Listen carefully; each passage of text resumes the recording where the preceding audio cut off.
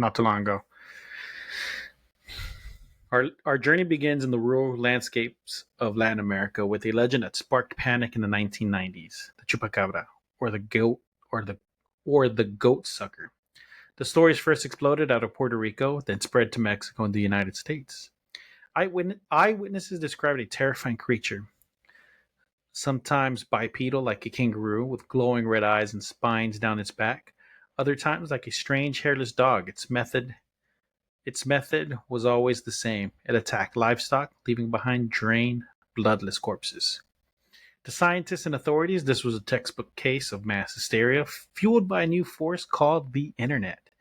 A monster that drinks blood but leaves no tracks. It was a modern folktale, a phantom created to explain the unexplainable. But the evidence kept surfacing. Farmers and locals kept finding strange, dead animals, unlike anything they'd ever seen before. In Texas, a sheriff captured the body of a creature that locals swore was a chupacabra. For years, the legend grew with every new sighting. Finally, science discovered an answer. Researchers who performed necropsies and DNA tests on the alleged chupacabra body found that they weren't monsters at all, but they were coyotes, dogs, and raccoons, suffering from an extreme form of sarcoptic mange. The parasitic infection causes horrific inflammation, making the skin thicken and wrinkle while all the fur falls out. The emaciation of the sick animal would even cause its spine to become prominent, creating the crested or spiked look of the legend. These sick, weakened predators could no longer hunt wild prey, so they attacked easy targets like goats and chickens. The chupacabra was real, not as a supernatural demon, but as a familiar animal transformed by disease into something more monstrous. See? It comes back to me sometimes, but like I said, they found out that a lot of the stories and sightings are just mangy dogs. But there's also a belief that it could be a new strain of dog, or a creature. The next story, the Pechun.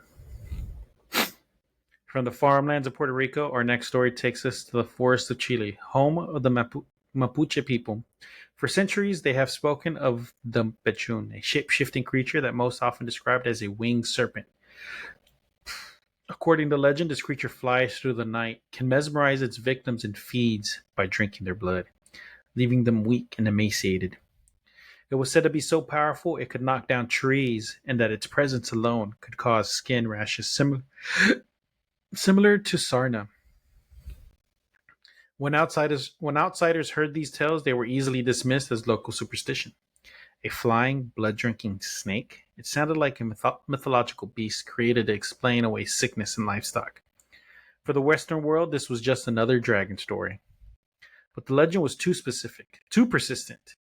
The tales of blood-drained animals and mysterious wasting illnesses in cattle were a genuine problem. The key lay in a creature known by the same name, the local language Pichun, also referred to the common vampire bat.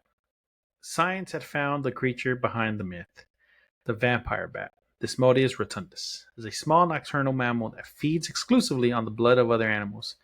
They are so light and stealthy that they can land on a sleeping cow, use their sharp incisors to make small cuts, and lap up the blood, often without the animal ever waking up.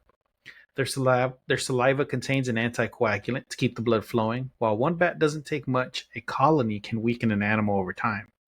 The winged serpent was no snake, but a mammal whose silent flight and blood-feeding habits were the terrifying real basis for the legend. So people getting sick and things like that, that's just too many bats. And they carry diseases too, so makes sense, right? Section 3,